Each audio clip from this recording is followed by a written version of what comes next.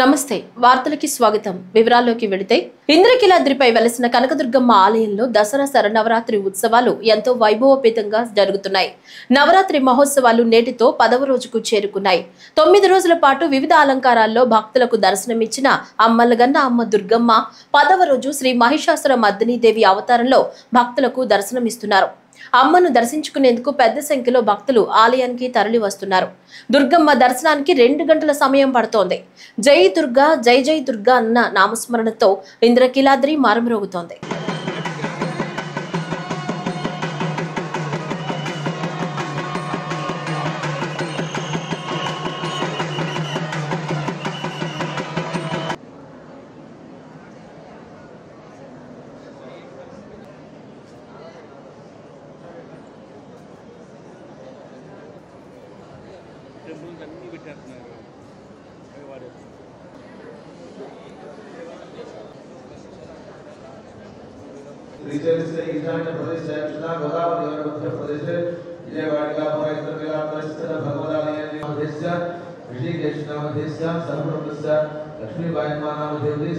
తిరుమల శ్రీవారి సాలకట్ల బ్రహ్మోత్సవాల్లో 8వ రోజైన బుధవారం ఉభయ దేవేరులతో కూడిన శ్రీ మలయప్ప స్వామివారి రథోత్సవం అంగరంగ వైభవంగా జరిగింది.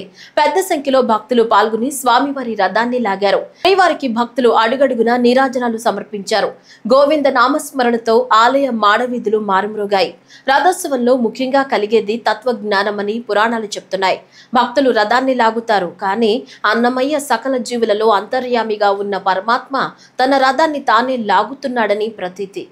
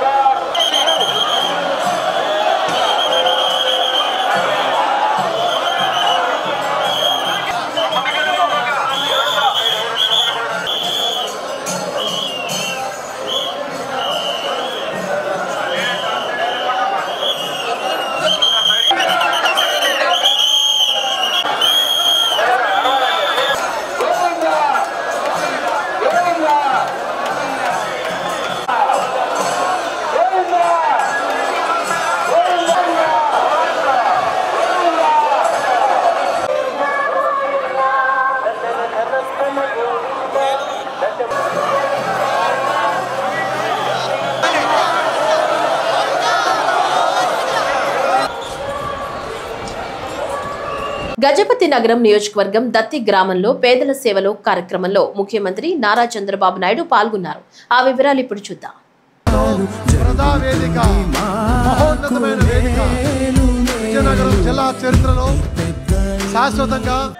ఒకప్పుడు పండగ చేసుకోవాలంటే చాలా ఇబ్బందులు.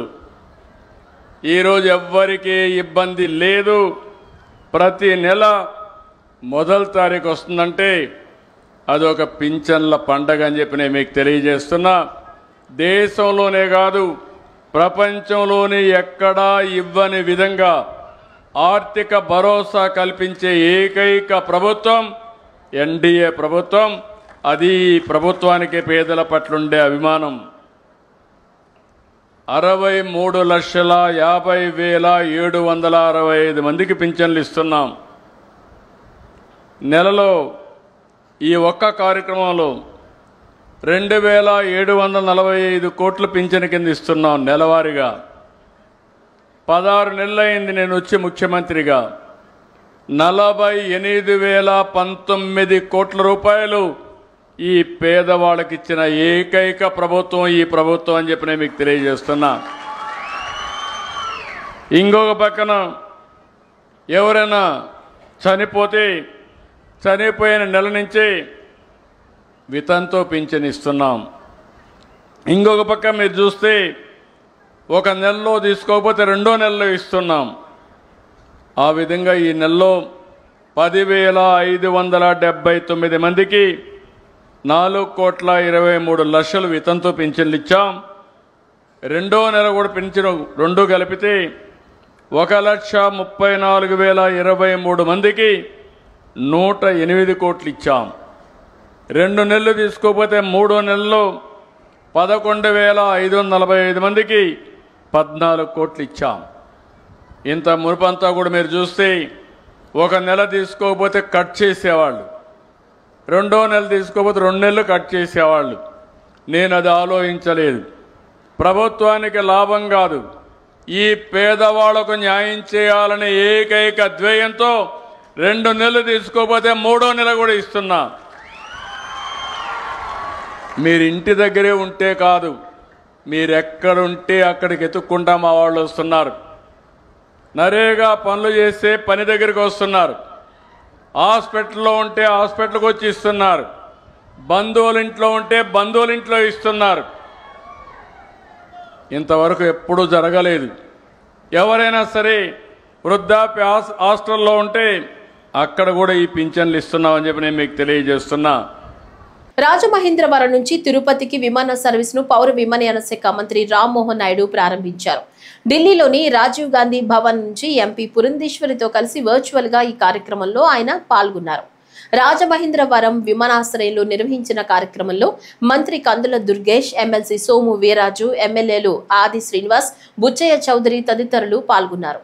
ఈ సందర్భంగా రామ్మోహన్ నాయుడు మాట్లాడుతూ దేవీ నవరాత్రుల్లో తిరుపతికి విమాన సర్వీసులు ప్రారంభించడం అదృష్టంగా భావిస్తున్నట్లు చెప్పారు. టికెట్ ధర మొదటి 35 సీట్లకు 1999 రూపాయలు, తర్వాత 35 సీట్లకు 4,000 రూపాయలు 3 నెలల పాటు అందుబాటులో ఉంటుందన్నారు. ఢిల్లీ, ముంబైకి ప్రారంభించిన విమాన సర్వీసులు నిండుగా నడుస్తున్నాయని చెప్పారు. భవిష్యత్తులో షిరిడి, వారణాసి, కొచ్చి తదితర ప్రాంతాలకు సర్వీసులు ప్రారంభిస్తామన్నారు.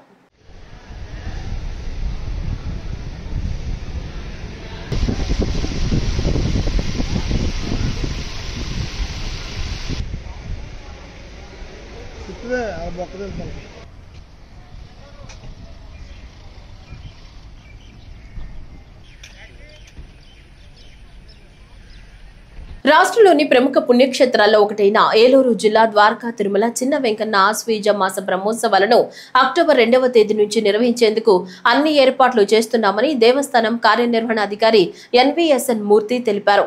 ద్వారకా తిరుమల తన కార్యాలయంలో మాట్లాడుతూ అక్టోబర్ 9వ తేదీ వరకు బ్రహ్మోత్సవాలు జరుగుతాయని అన్నారు. బ్రహ్మోత్సవాల్లో మొదటి రోజైన 2వ తేదీ స్వామి అమ్మవార్లను పెండ్లి కొడుకు, పెండ్లి కూతుళ్లుగా అలంకరిస్తారు.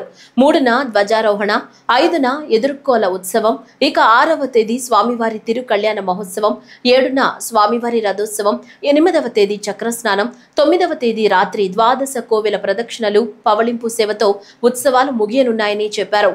ఉత్సవాల సమయంలో స్వామివారికి ఆలయంలో రోజు జరిగే నిత్యార్జిత కళ్యాణాలు, ఆర్జిత సేవలు రద్దు చేశామని వివరించారు. ద్వారకా తిరుమలలో 2/10/2025 గురువారం నుంచి 9/10/2025 వరకు శ్రీ స్వామివారి తాలూకా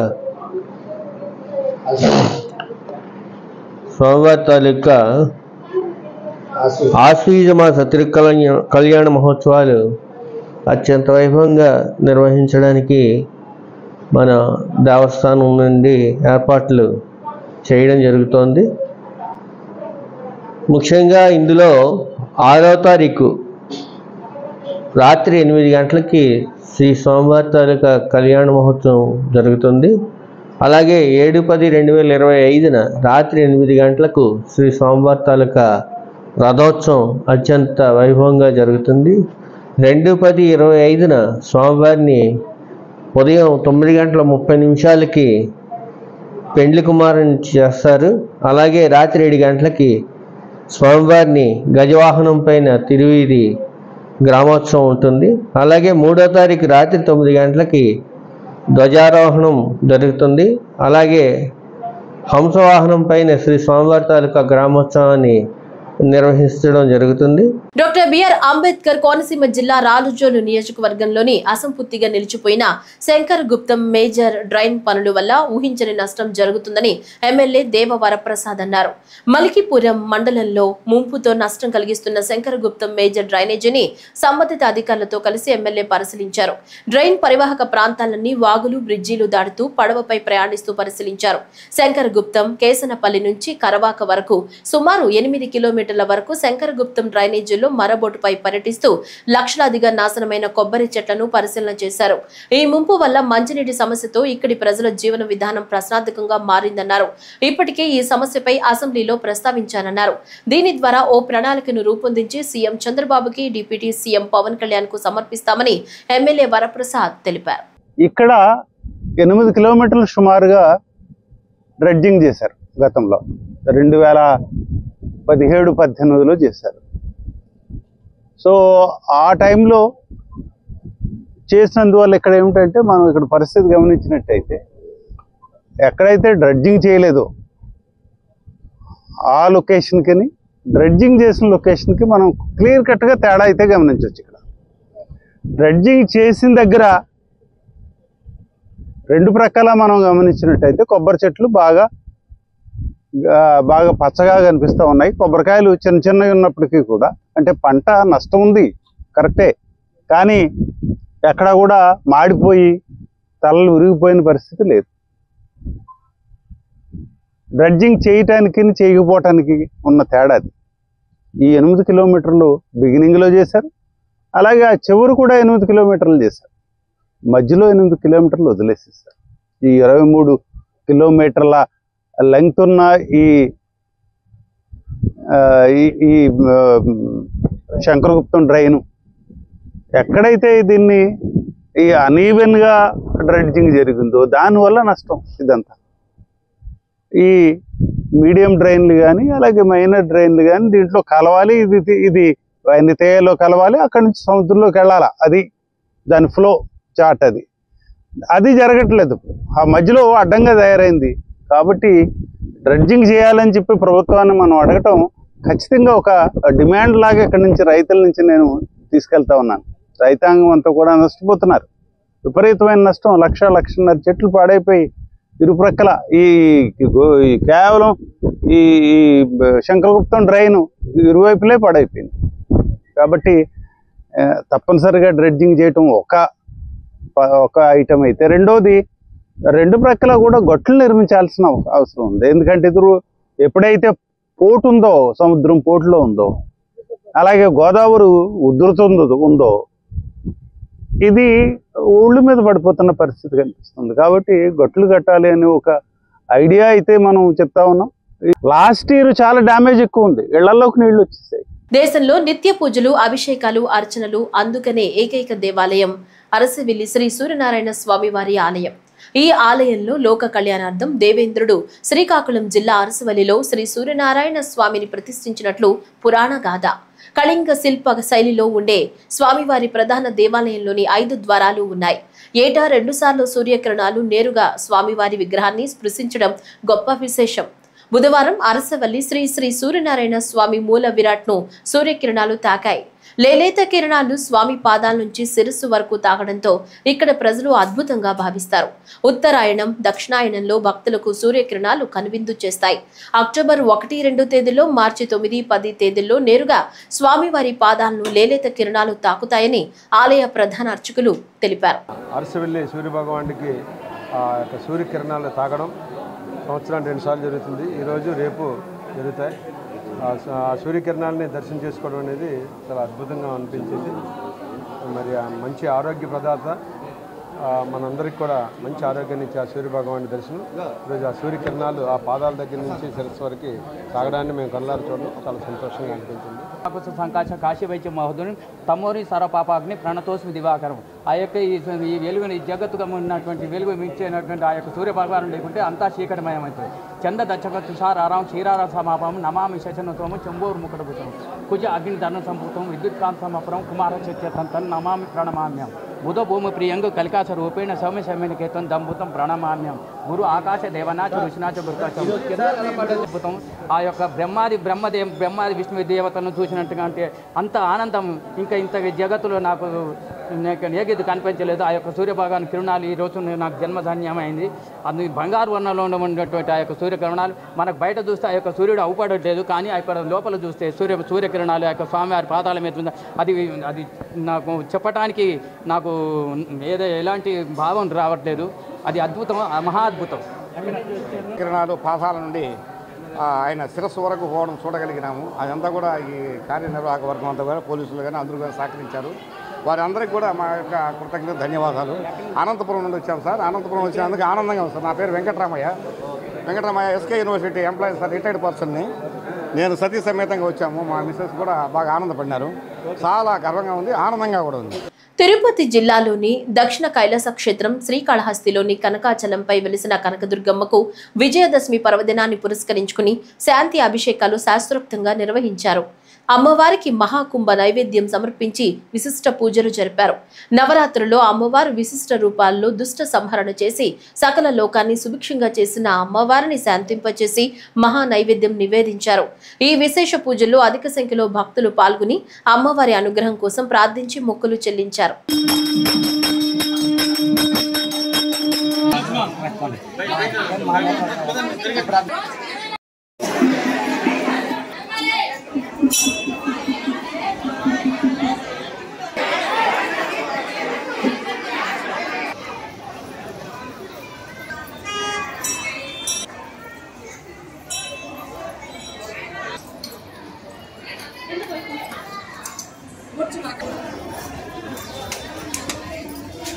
పశ్చిమ గోదావరి జిల్లా భీమవరం ప్రజల ఇలవేలుపైన శ్రీ మావుళ్ళమ్మ అమ్మవారి ఆలయంలో దసరా శరన్నవరాత్రి మహోత్సవాలు ఘనంగా జరుగుతున్నాయి. అమ్మవారు మహిషాసురమూర్తిని దేవి అలంకారంలో భక్తులకు దర్శనమిచ్చారు. ఆలయ ప్రధాన అర్చకులు బ్రహ్మశ్రీ మద్దిరాల మల్లికార్జున శర్మ ఆధ్వర్యంలో అమ్మవారికి విశేష పూజలు నిర్వహించారు. అనంతరం ఆలయ మండపంలోని యాగశాలలో శ్రీ మహాలక్ష్మి గణపతి నవగ్రహ చండీ హోమాన్ని నిర్వహించి పూర్ణాహుతి సమర్పించారు.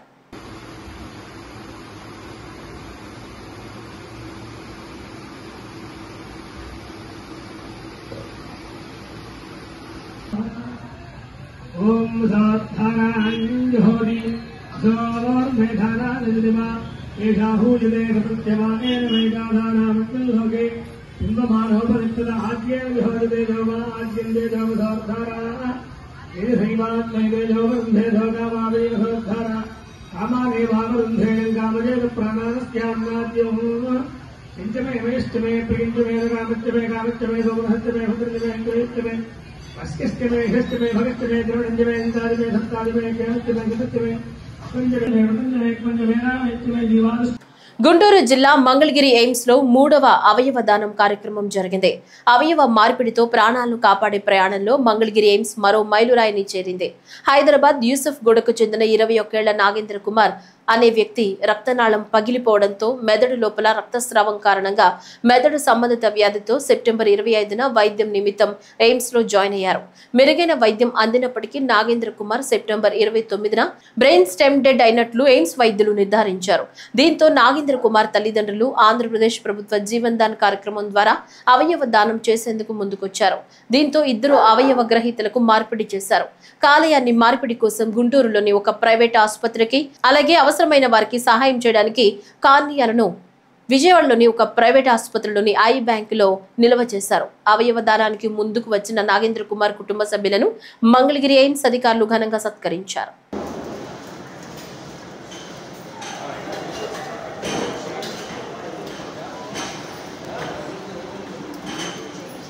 మేము కంటిన్యూ చేయండి, ఆపేస్తున్నా.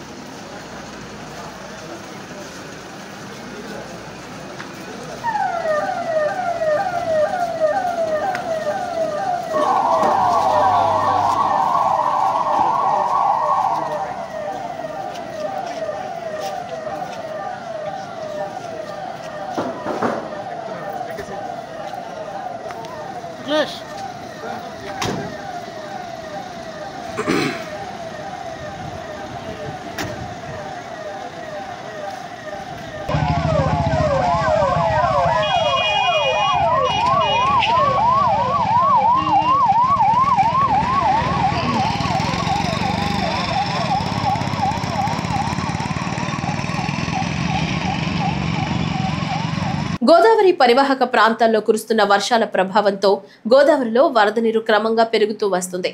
ఎగువ నుంచి వస్తున్న వరద జలాలతో ధవళేశ్వరం బ్యారేజీ వద్ద 13.50 అడుగుల మేర వరద నీరు ప్రవహిస్తుంది. దీంతో బ్యారేజీ 175 గేట్లు తెరిచి 12.42 లక్షల క్యూసెక్ల వరద జలాలను దిగువకు వదులుతున్నారు. దీంతో దిగువనున్న డాక్టర్ బిఆర్ అంబేద్కర్ కోనసీమ జిల్లాపై వరద ప్రభావం పడింది. జిల్లాలోని 60 లంక గ్రామాలు వరద తాకిడిని ఎదుర్కొంటున్నాయి. పి గన్నవరం, ముమ్మిడివరం నియోజకవర్గాల్లోని పలు లంక గ్రామాలకు రాకపోకలు నిలిచిపోయాయి. కనకాయ లంక, ముక్తేశ్వరం వద్ద ఎదురు బిడియం కాజ్వేల పైకి వరద నీరు చేరింది. గడిచిన 2 నెలల్లో 3వసారి వరద ప్రభావాన్ని ఎదుర్కోవడంతో లంకవాసులు ఆందోళన చెందుతున్నారు.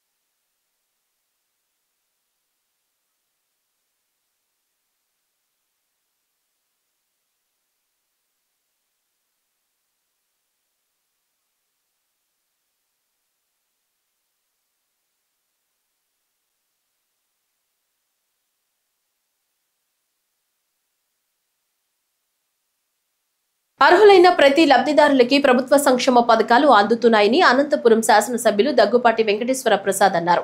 అనంతపురంలోని పలు డివిజన్లలో నిర్వహించిన ఎన్టీఆర్ భరోసా పెన్షన్ల పంపిణీ కార్యక్రమంలో జిల్లా కలెక్టర్ ఓ ఆనంద్తో కలిసి ఆయన లబ్ధిదారులకు పెన్షన్లను పంపిణీ చేశారు. ఈ సందర్భంగా ఆయన మాట్లాడుతూ కూటమి ప్రభుత్వం ఆధ్వర్యంలో ప్రతి నెల ఎటువంటి జాప్యం లేకుండా పెన్షన్లను అందిస్తున్నామని తెలియజేశారు. అదేవిధంగా జిల్లా కలెక్టర్ మాట్లాడుతూ పెన్షన్ల పంపిణీ సజావుగా జరిగేందుకు అన్ని చర్యలు తీసుకోవడం జరిగిందని అన్నారు.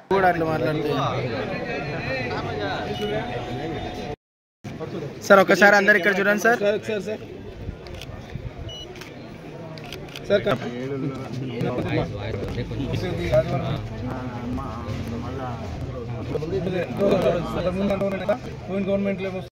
మా కెమెరాలు అడ్డం వస్తే ఎట్లా చెప్పున్నా, నువ్వు కూడా అట్లా మాట్లాడుతూ. నియోజకవర్గంలో గౌరవ కలెక్టర్ గారి ఆధ్వర్యంలో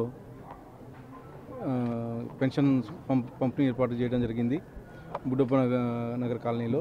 ఈరోజు దాదాపు అర్బన్ నియోజకవర్గంలో దాదాపు 22,75 లక్షల రూపాయలు మార్నింగ్ నుంచి పెన్షన్స్ డిస్ట్రిబ్యూట్ చేస్తున్నాం. దాదాపు ఇప్పటికీ 52% పైగా కంప్లీట్ చేయడం జరిగింది. మామూలు గతం ప్రభుత్వంలో పెన్షన్స్ పంచడానికి దాదాపు 2-3 రోజులు తీసుకునేవాళ్ళం. కానీ ఈరోజు కేవలం 3-4 గంటల్లోనే మొత్తం డిస్ట్రిబ్యూషన్ జరిగిపోతుంది. అంటే దాదాపు 3 రోజులు చేసే పనిని కేవలం 3 గంటల్లోనే చేయిస్తున్నారు మా ముఖ్యమంత్రి వారు నారా చంద్రబాబు నాయుడు గారు. అది మా ముఖ్యమంత్రి వారు అంటే చంద్రబాబు నాయుడు గారు. అంటే గతంలో మీరు చూశారు పెన్షన్స్ అవకతవకలు అంటే ఎవరికి కావాలంటే వాళ్ళకి పెట్టేసుకున్నారు. కానీ దాన్ని ఎవరైతే అర్హులు ఉన్నారో వాళ్ళకి ఖచ్చితంగా లబ్ధి పొందే విధంగా మేము చర్యలు తీసుకుంటున్నాము. అందరికీ నమస్కారం. ఈరోజు హానరబుల్ ఎమ్మెల్యే గారితో పాటు ఇక్కడ పెన్షన్ డిస్ట్రిబ్యూషన్ కార్యక్రమంలో పాల్గొనడం జరిగింది. చాలా సంతోషము. సుమారుగా ఒక 5-6 మందికి స్వయంగా ఎమ్మెల్యే గారితో పాటు పెన్షన్ ఇవ్వడం జరిగింది. వాళ్ళది ఫీడ్బ్యాక్ కూడా తీసుకోవడం జరిగింది. అందరూ కూడా వాళ్ళ సొంత ఇంటికి మన సిబ్బందులు వచ్చి వాళ్ళ చేతి మీదకి ఇస్తున్నారు. ఎటువంటి కంప్లైంట్స్ కూడా ఏమీ చెప్పట్లేదు. జిల్లా వ్యాప్తంగా ఈరోజు సుమారుగా 2,79,000 పెన్షన్లు ప్రభుత్వ తరపు నుంచి ఈరోజు అందజేస్తున్నాము. దానిలోనే ఇప్పటి వరకు ఈ టైం వరకు సుమారుగా 9:30 లోపలనే సుమారుగా 52% పైన ఇప్పటికి ఇవ్వడం జరిగింది. మిగిలినది కూడా సాయంత్రం లోపల 99% పెన్షన్లు ఈరోజు సాయంత్రం లోపల ప్రతి ఒక్కరికి ఇంటింటిలో అందజేస్తామని అనుకున్నాము. దాని మీద సిబ్బందులు అందరూ కూడా ఉన్నారు. అంటే రూరల్ కానీ అర్బన్లో కానీ ప్రతి ఒక్క సిబ్బందులు కూడా ఈ పని మీదే ఉన్నారు. మన డిఆర్డీఏ తరపు నుంచి కంట్రోల్ రూమ్ కూడా పెట్టుకొని కంటిన్యూస్గా ఇది మానిటర్ కూడా చేయడం జరుగుతున్నాయి. సాయంత్రం లోపల 6 గంటల లోపల సుమారుగా 99% కూడా కంప్లీట్ చేస్తామని అనుకుంటున్నాను. సంత నూతలపాడు నియోజకవర్గం మద్దిపాడులో బుధవారం ఎన్టీఆర్ భరోసా పెన్షన్ల పంపిణీ, సూపర్ జీఎస్టీ, సూపర్ సేవింగ్స్ అవగాహన కార్యక్రమంలో మంత్రి డాక్టర్ డోల బాల వీరాంజనేయ స్వామి, జిల్లా కలెక్టర్ పి రాజాబాబు, సంతనూతలపాడు శాసనసభ్యులు బిఎన్ విజయ్ కుమార్ పాల్గొన్నారు. పేద ప్రజల కోసం ప్రధాని మోదీ అనేక విప్లవాత్మక సంస్కరణలు తీసుకొచ్చారని అన్నారు. జీఎస్టీ తగ్గింపుతో పేద ప్రజలకు 8,000 కోట్ల రూపాయల మేర లబ్ధి కలుగుతుందని చెప్పారు. పేదల సేవలో భాగంగా పింఛన్లకు ప్రతి నెల 2,700 కోట్లు ఇస్తున్నామన్నారు. దేశంలోనే పెద్ద మొత్తంలో పింఛన్లు ఇస్తున్న ఏకైక రాష్ట్రం ఆంధ్రప్రదేశ్ అని ఆయన తెలిపారు.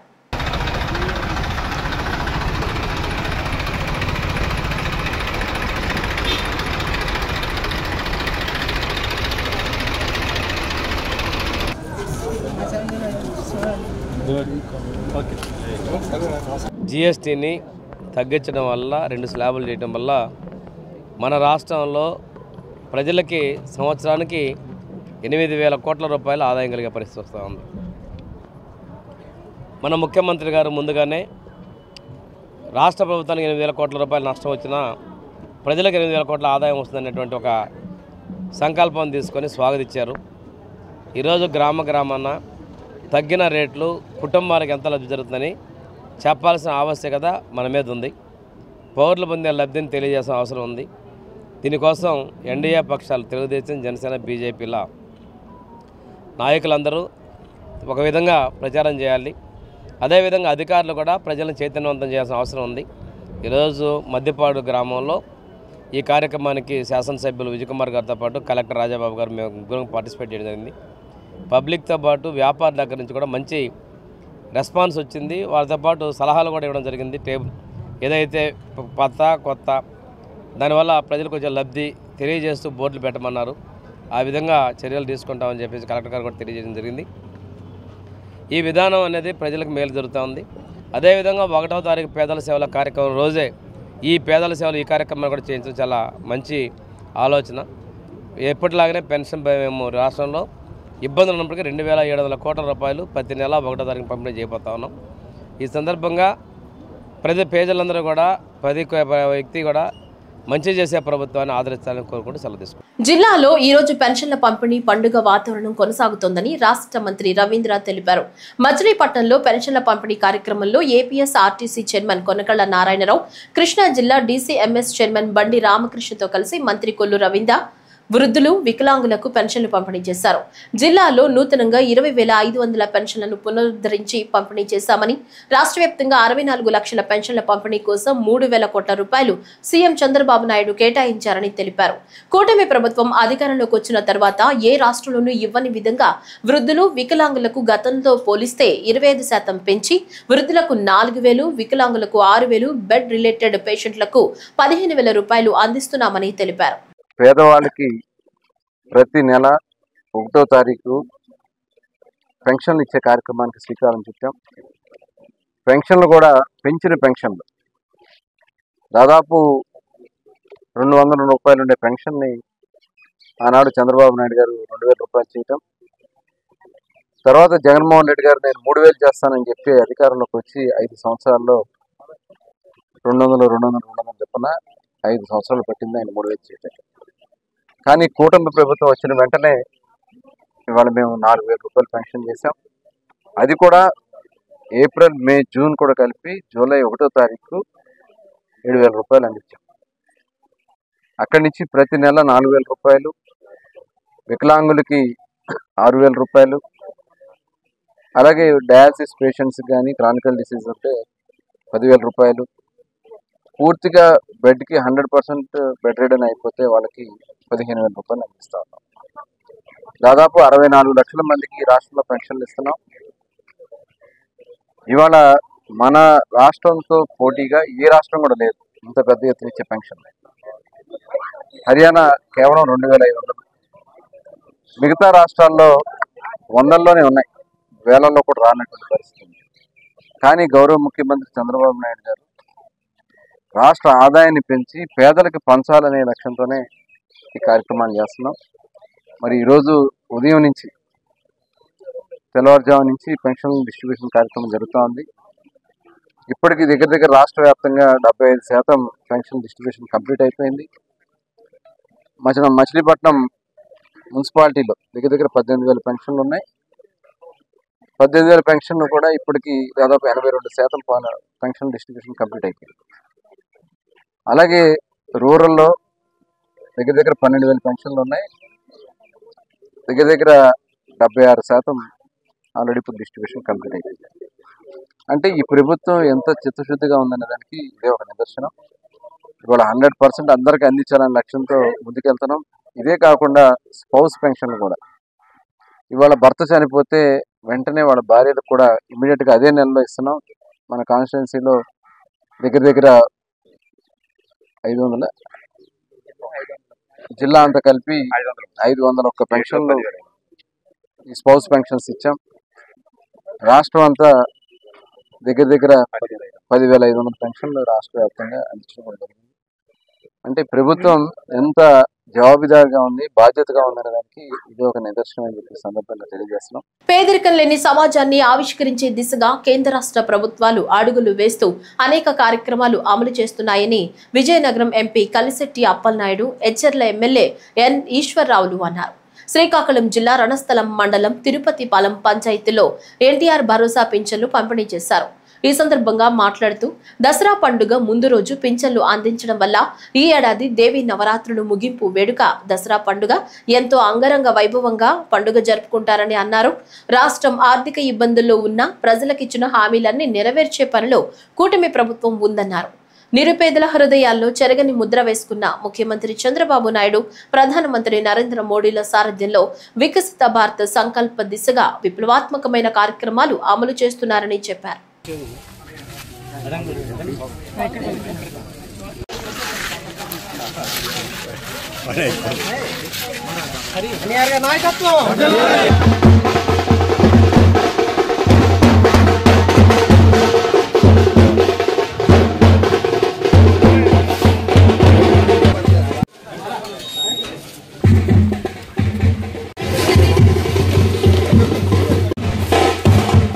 ఎన్టీఆర్ భరోసా పింఛన్లను జిల్లా కలెక్టర్ ఏ తమీం అన్సారియా పంపిణీ చేశారు. కార్యక్రమంలో భాగంగా మంగళగిరి పట్టణంలో టిట్కో కాలనీలో జిల్లా కలెక్టర్ పాల్గొన్నారు. వివిధ విభాగాల పింఛన్దారులకు పంపిణీ చేశారు. వారితో ముఖాముఖి మాట్లాడారు. రాష్ట్ర ప్రభుత్వం పెద్ద ఎత్తున ఎన్టీఆర్ భరోసా పింఛన్లను అందిస్తుందన్నారు. దీనిని సద్వినియోగం చేసుకోవాలని కోరారు. జిల్లాలో మొత్తం 2,56,904 మంది పింఛన్దారులకు 111.34 కోట్లు పంపిణీ జరుగుతుందని చెప్పారు. జిల్లా వ్యాప్తంగా జిల్లా గ్రామీణ అభివృద్ధి సంస్థ అధికారులు, మెప్మా, మండల పరిషత్ అభివృద్ధి అధికారులు, గ్రామ వార్డు సచివాలయ అధికారులు, సిబ్బంది ఇందులో నిమగ్నమయ్యారని తెలిపారు. ఈ కార్యక్రమంలో స్థానిక అధికారులు తదితరులు పాల్గొన్నారు.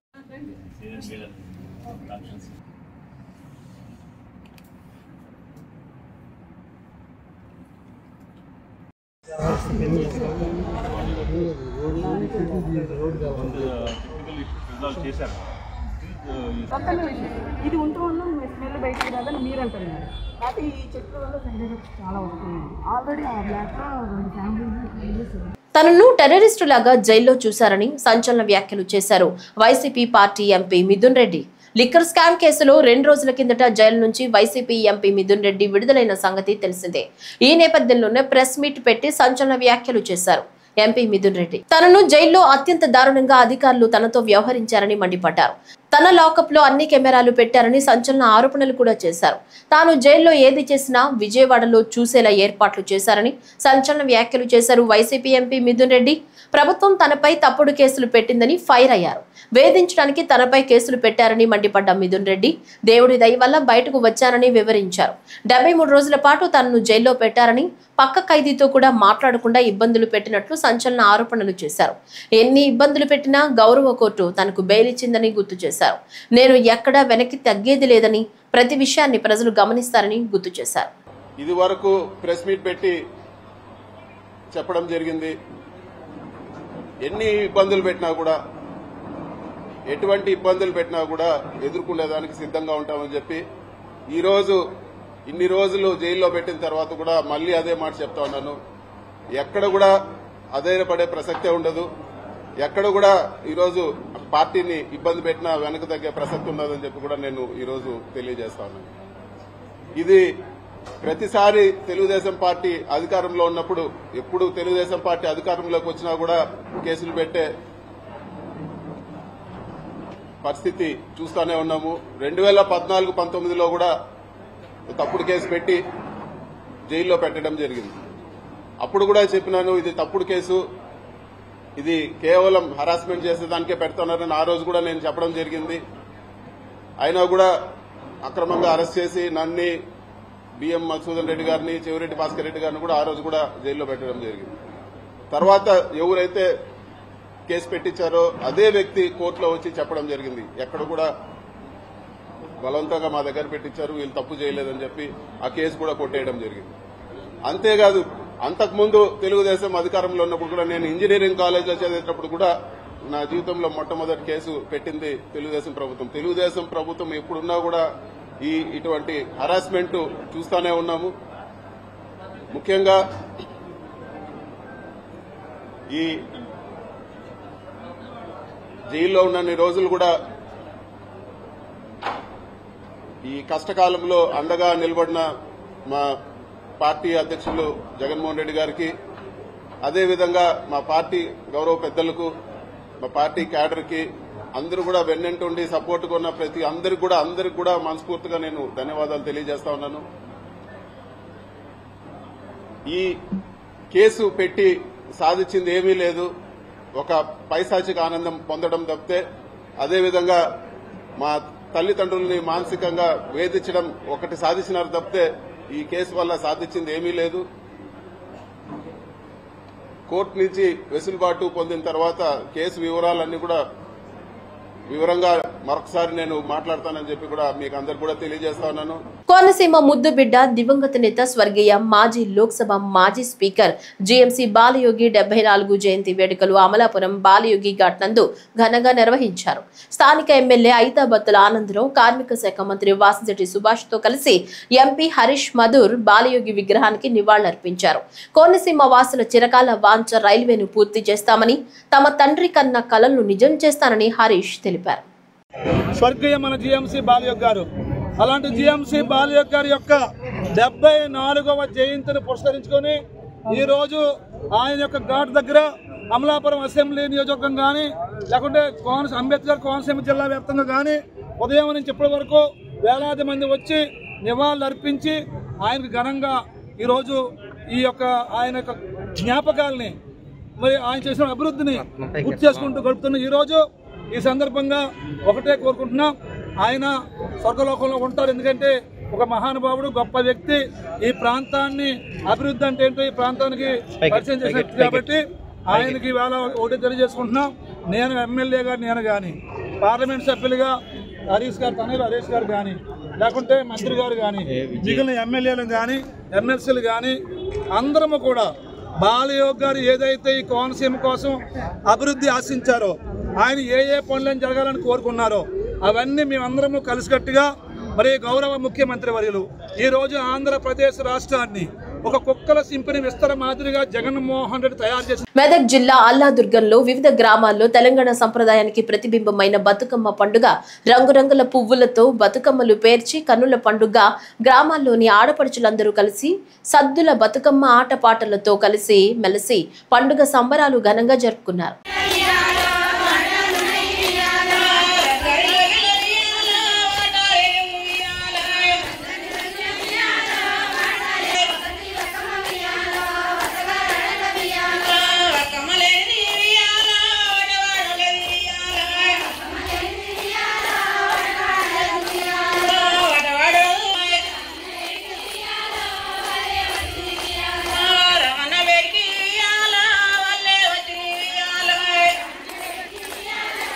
అమ్మ దయ ఉంటే అన్ని ఉన్నట్లేనని, దుర్గామాత ఆశీస్సులు రామగుండం ప్రజలపై ఉండాలని బీఆర్ఎస్ రాష్ట్ర నాయకులు వ్యాల హరీష్ రెడ్డి అన్నారు. ఈ మేరకు గోదావరి కని జవహర్ నగర్ ప్రాంతంలోని జయ దుర్గాదేవి ఆలయంలో దుర్గామాత భవానీ భక్తులకు అన్నదానం చేశారు. ఈ సందర్భంగా మాట్లాడుతూ దుర్గాదేవి ఆశీస్సులు ప్రజలపై ఉండాలన్నారు. అమ్మ దయతో రామగుండం ప్రజలకు అండగా నిలుస్తానని హామీ ఇచ్చారు. దేవి నవరాత్రుల సందర్భంగా ఈరోజు మన గోదావరిఖని పట్టణంలోని స్టేడియం వద్ద ఉన్నటువంటి జయదుర్గాదేవి అమ్మవారి గుడిలో అన్నదానం చేస్తానని చెప్పేసి నేను మొక్కుకోవడం జరిగింది. దానికోసమే ఇక్కడికి రావడం జరిగింది. దాదాపు ఒక 500-600 మంది భక్తులు వచ్చారు, అమ్మవారి భవానీలు వచ్చారు. వాళ్ళందరికీ కూడా భక్తి శ్రద్ధలతో మేము వడ్డించడం జరిగింది. అలాగే గడిచినటువంటి ఒక 5-6 ఏళ్ల నుండి కూడా ఈ టెంపుల్లో మన మాజీ మంత్రివర్యులు సీనియర్ నాయకులు కొప్పలేశ్వరన్న గారు వీడికి వచ్చేసి గత 36-37 సంవత్సరాలుగా ప్రతి నవరాత్రుల సందర్భంగా వీడికి వచ్చి పూజలు చేయడం ఆనవాయితీ. మరి వారిని చూసి వారి భక్తిని చూసి ఖచ్చితంగా మనం కూడా భక్తి బాటలు నడవాలని చెప్పేసి ఒక సదుద్దేశంతో ఈరోజు ఇక్కడ గోదావరిఖని పట్టణంలో ఉన్నటువంటి భవానీలందరినీ కూడా పిలిపించుకొని వాళ్ళకి మరి భోజనం వడ్డించడం, ఈరోజు అన్నదాన కార్యక్రమం చేయడం అనేది నిర్వహించడం జరిగింది.